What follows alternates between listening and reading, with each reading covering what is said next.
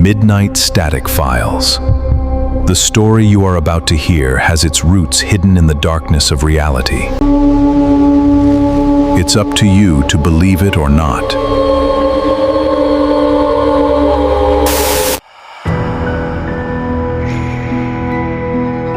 In the deepest, most isolated corners of rural South Asia, the veil between our world and the supernatural isn't just thin, it is completely broken. For generations, ancient entities, vengeful spirits, and dark sorcery have laid claim to the shadows, waiting for human weakness to unlock their wrath. Today, we cross the threshold into a world of forbidden rituals, blood debts, and cosmic curses that cannot be undone. We will look at 3 completely documented, terrifying chronicles of families who looked into the dark, only to find the dark looking right back at them. This is an anthology of absolute terror. In the deepest, most isolated corners of rural South Asia, the veil between our world and the supernatural isn't just thin, it is completely broken.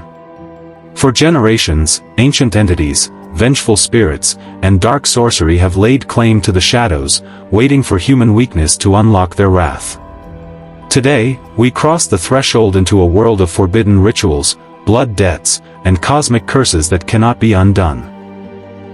We will look at 3 completely documented, terrifying chronicles of families who looked into the dark, only to find the dark looking right back at them. This is an anthology of absolute terror. Our first chronicle begins in the quiet, suffocating summer of 1966, in a remote village where a single error in judgment sparked a chain reaction of supernatural executions. To understand the tragedy of Bashir Molla, you must understand the world he lived in. Long before modern medicine reached these distant plains, when an illness defied logic, people didn't go to hospitals, they turned to the spiritual. Bashir Molla was the village's beacon of hope. Clad in a simple white Punjabi, carrying an old canvas bag filled with roots, holy water, and protective amulets, he was deeply respected by all. He never charged a single penny to the poor.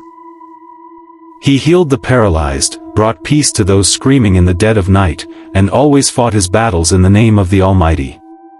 But destiny plays a cruel game, and even the most righteous spiritual masters can make a fatal mistake. The nightmare officially began when the heat reached a breaking point. The local rivers had shrunk to muddy trickles, the canals were completely dry, and the oppressive air kept the entire village awake at night. In this tense, static atmosphere, a young, 21-year-old man named Salim suddenly fell ill. By day, he was perfectly normal. But as twilight merged into night, a terrifying transformation took place. Salim's eyes would turn blood red. His body would shake with unnatural violent force, and strange, distorted sounds, multiple voices that structurally could not belong to a human throat, raged from his mouth. He would blindly slam his skull against the wooden pillars of his house until he bled. His father, Majid Mia, a desperately poor daily wage earner, watched his only child, the absolute apple of his eye, rapidly lose his mind. Local doctors dismissed it as a passing fever, but the medicine did nothing. When Salim tried to leap from the roof of their small tin house in a total trance, his weeping mother begged Majid to swallow his pride and call for Bashir Molla. It was a quiet Friday afternoon when Bashir arrived at their isolated home at the edge of the village. The air was thick with tension. Neighbors gathered in the courtyard, whispering in hushed, frightened tones. Inside the dimly lit room, Salim lay on a wooden cot, foam bubbling at the corners of his mouth, his limbs ice-cold despite the blistering heat. Sensing the gravity of the situation, Bashir Molla ordered everyone out except for the boy's father. He knew that in a spiritual battle this intense, a third person's presence could provoke the entity to become infinitely more violent. Bashir closed the heavy wooden door, shutting out the afternoon sun. He sat beside the shaking boy, uncorked a small vial of blessed oil, and began to chant the verses of protection. But as his hand moved toward Salim's forehead, the boy's eyes snapped open. They were wide, vacant, and filled with a cold, ancient malice. A guttural, deafening roar tore through Salim's throat. Before the healer could speak, the entity inside the boy hissed, "Exorcist, leave me be. I have a score to settle with you. I have inhabited this body for years. If you try to force me out, I will ensure you pay the ultimate price." Bashir Molla did not flinch. Armed with unwavering faith, he replied in a commanding voice, "I come in the name of the Almighty. Leave this innocent boy at once, or face an agonizing punishment." The entity erupted into a hideous, mocking laughter. The sound was so dark and unnerving that outside the locked door, Salim's mother collapsed to her knees, nearly fainting into the arms of her terrified neighbors. Inside, the spirit sneered, "Do not be a fool, old man. I am deeply woven into his flesh, his veins, and his very blood. If you pull me out, you pull his life out with me." Bashir paused, a chill running down his spine. He realized this wasn't a wandering spirit, it was a demonic entity of the most dangerous class, a parasite that binds itself to the human nervous system. Forcing it out would require an immense, violent spiritual force. But Bashir was committed. He couldn't leave the boy to be consumed. He immediately intensified his chanting, pressing his hands against Salim's burning chest. For a brutal hour, the room became a battleground. Salim thrashed frantically. Blood began to trickle from his nose as the unseen entity fought back desperately. Bashir, entirely consumed by the intensity of the ritual, kept pressing, chanting louder and faster to break the demonic grip. Suddenly, Salim let out one final, blood-curdling shriek. A thick, pitch-black smoke billowed from his mouth, shattering the glass window as it escaped into the afternoon sky. The entity was gone. But as the smoke cleared, the room fell into a terrifying, suffocating silence. Salim collapsed onto the cot, completely still. Bashir's heart sank. With trembling hands, he reached down to check the boy's pulse and placed a finger beneath his nose. There was nothing. No breath. No heartbeat. Salim's weak heart had simply given out under the crushing weight of the exorcism. In his relentless pursuit to banish the demon, Bashir had accidentally pushed the boy past the point of survival. Slowly, Bashir opened the wooden door. His face was entirely bloodless, his eyes wide with horror. Majid Mia and his wife rushed past him into the room. The sight of their only son lying cold and lifeless shattered the air. Salim's mother let out a scream so raw and piercing that it seemed to freeze time itself across the entire village. Majid Mia turned to Bashir, his eyes filled with a murderous, blinding rage. "You killed him," he roared, his voice shaking the tin roof. "You promised to save my boy, you fraud. You are a murderer." "Majid, I swear it was an accident." Bashir wept, raising his hands in plea. The entity was too strong. "I only wanted to save him. Forgive me." But grief had entirely consumed the room. Majid lunged forward, striking Bashir and throwing the old healer to the hard ground. Hearing the commotion, an angry mob of neighbors rushed into the courtyard. Armed with sticks, stones, and heavy bricks, they swarmed the old man. Bashir covered his head, coughing up blood, desperately crying out, "Stop, please. Spare me. I made a terrible mistake, but do not do this." No one listened. The mob, driven by pure fury, beat him mercilessly, breaking his bones and fracturing his skull. The dirt courtyard turned a deep, horrific crimson. As his vision began to fade and his life slipped away, Bashir used the last ounce of his strength to look at Majid Mia. Spitting out blood, his voice barely a whisper, he gasped, "Majid. Stop this. You are unleashing a nightmare. I have kept a dark, vengeful entity bound to me for decades. If you murder me, that bond shatters. The entity will be completely free, and it will hunt down every single person who spilled my blood. My body must be buried with specific holy rites before sundown, or else." Before he could finish the warning, Bashir's head tilted to the side. He was dead. The mob suddenly grew quiet. Majid Mia stood frozen, his hands stained with the blood of the village healer. Panic set in. To cover up their brutal crime, the villagers rushed to bury Bashir Molla. They ignored his final warning entirely, burying him in the dead of night with standard funeral rites, completely failing to bind the dark forces he had kept at bay. Within 48 hours, the village was plunged into a living nightmare. The men who had led the attack began to see Bashir Molla in their dreams, his face mutilated and dripping with blood, whispering, "You spilled my blood. Now, the debt must be paid." They laughed it off as guilt, until the deaths began. Hanif Mia, the man who had struck Bashir's head with a heavy wooden club, woke up screaming in total agony. His wife watched in horror as thick, black smoke poured from his mouth. He clawed at his own head, shrieking that his skull was exploding. By dawn, he was dead. When the villagers examined his body, his skull was completely fractured from the inside out, yet there wasn't a single scratch on his skin. Next was Rashid Sheikh, who had stomped on the old healer. One evening, while sitting in his courtyard, his legs suddenly snapped violently. The bones bent into unnatural, horrific angles by an invisible force, and he died hours later in excruciating pain. One by one, every single man who raised a hand against Bashir was systematically slaughtered. Some were found choked to death with deep handprints bruised into their necks, others had their internal organs completely crushed. But the entity's wrath didn't stop with the mob. It cursed the entire village. Livestock were found slaughtered overnight, their bodies hung from branches with their eyes gouged out and their blood completely drained. The air in the village grew heavy with the foul stench of rot. The heaviest toll fell on Majid Mia's home. The entity that had possessed Salim joined forces with Bashir's liberated demon. Majid's wife lost her mind completely.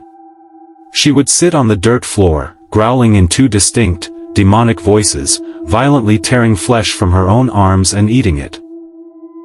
Majid himself was plagued by invisible cuts that tore across his back, while the bloody apparition of his dead son stood over his bed, whispering, "We took your boy. Now, we take you." Desperate and on the brink of total annihilation, the surviving villagers turned to a highly revered, deeply spiritual holy man from the nearby Nimtala Bazaar. This spiritual master possessed profound knowledge of the unseen world. The holy man arrived at dusk, commanding everyone to lock themselves inside their homes. Utilizing his own legion of obedient, righteous jinn, he launched a silent, unseen war against the dark forces occupying the village. By the following morning, the suffocating oppressive weight lifted.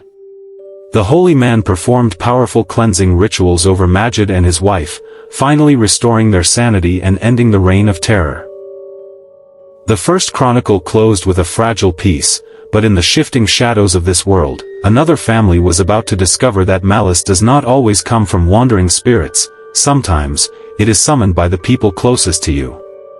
Our second chronicle takes us forward in time, to a 3-story house standing isolated in the village of Chilia, located in the Laksam district. This house belonged to a young man named Naim and his family. The geography of their home was almost cinematic, but deeply unsettling. In front of the house layout lay a wide courtyard, followed closely by a deep pond, and beyond that pond stretched a vast, endless expanse of emerald paddy fields. Right next to the property, separated only by a flimsy beetle leaf fence, was the home of Naim's uncle and aunt. To the outside eye, they were a close-knit, loving family. But behind closed doors, a festering, bitter jealousy was taking root. The nightmare began silently during a bitter winter. Naim's mother suddenly collapsed with a mysterious, burning high fever that defied all medical treatment. For 7 straight days, she burned with sweat, her strength fading by the hour. On the 7th afternoon, feeling a brief, sudden moment of relief, she forced herself to walk out to the external kitchen located near the courtyard to prepare a meal for her family. Naim's 9-year-old sister followed her outside, playing quietly in the dirt. As the mother stoked the clay stove, a strange movement caught her eye. There, flapping violently in the dry dirt of the courtyard, was a large horned fish. It was completely out of water, gasping for air. Intrigued and confused, the mother stepped forward to catch it. But every time she reached down, the fish would leap backward, moving deliberately toward the edge of the deep pond. It was as if it was drawing her in. Mesmerized, the mother followed the fish all the way to the slippery embankment of the pond. Just as she bent down over the water's edge, an invisible, violent force slammed into her back, pushing her directly into the freezing depths. Because it was winter, the water level was abnormally low, revealing thick, suffocating mud at the bottom. The mother fell headfirst, her torso completely submerged and trapped in the thick muck, her legs flailing uselessly in the air. Naeem's little sister froze in absolute terror, screaming at the top of her lungs. Hearing the child's desperate cries, a local laborer cutting grass nearby dropped his tools and sprinted to the bank. He jumped into the pond and pulled the mother's body from the mud. But it was already too late. She had choked on the mud and water. She was dead. The village mourned her loss, chalking it up to a tragic, bizarre accident. But the dark entity that had been anchored to that pond was far from finished. Exactly 1 week after the funeral, the curse turned its gaze toward Naeem's father, Farid Mia. Farid Mia was a broken man after his wife's sudden passing, but he had to remain strong for Naeem and his little sister. Exactly 7 days after the funeral, Farid went down to the very same pond at dusk to wash his hands and feet before the evening prayer. The sun had just dipped below the horizon, leaving the sky a bruised, dark purple. As he dipped his hands into the water, a massive splash broke the silence. Farid jumped back. Emerging from the center of the pond was a colossal black serpent, its eyes glowing with an unnatural, crimson fire.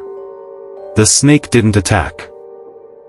It simply stared at him, hissed a sound that resembled a mocking human laugh, and glided smoothly over the beetle leaf fence into his uncle's property. That very night, Farid was seized by an unnatural madness.